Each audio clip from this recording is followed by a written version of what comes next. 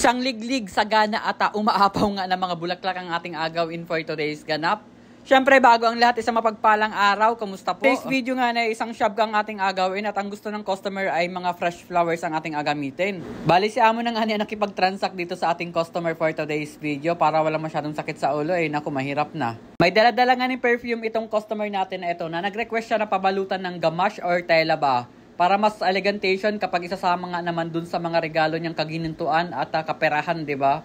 Para mas klaseng tingnan. Mga bulaklak nga niya, ay ang gusto ng ating customer ay more on baby roses lamang, tapos sa astromeria, tapos itong lilium, tapos may touches ng hypericum para naman na maganda-gandang tingnan, di ba? Maning stand na gamitin natin ay dala-dala ito ng ating customer for today's video at kung dito siya sa shop mabili ay talaga na makatagain siya ng presyo. Charot lang. At dahil nga nag-request din ng ating customer for today's video na delivery itong ating ginawa, kasama natin ang ating amo for today's ganap. Yung malayo-layo nga din itong ating apag-deliveran, around 20 minutes din ang travel. So kaya naman for the go at ayan more on the shirt ang ating nadaanan. Ito nga ni minsan na nakasura kapag kasama ko si among nagawa sa labas ay naku, alam mo yung parang palaging aligaga at lalong-lalo na yan kapag order sa kanya. Sus ko po Rode, sa pagkaaligaga nga ni amo ay naligaw pa nga kami ng bahagya at halos pare-parehas nga yung design ng mga esterahan na pinuntahan namin. Grabe ang liliit nga ng mga baby roses natin at sa isang stem ay halos ilang pirasong mga bulaklak lang.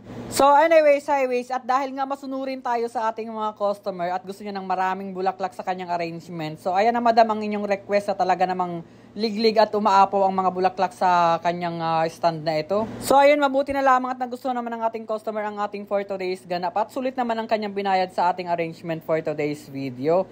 So kung nagustuhan nyo din po ang ating arrangement, isang follow naman dyan, paki-like na rin, pwede rin i-share.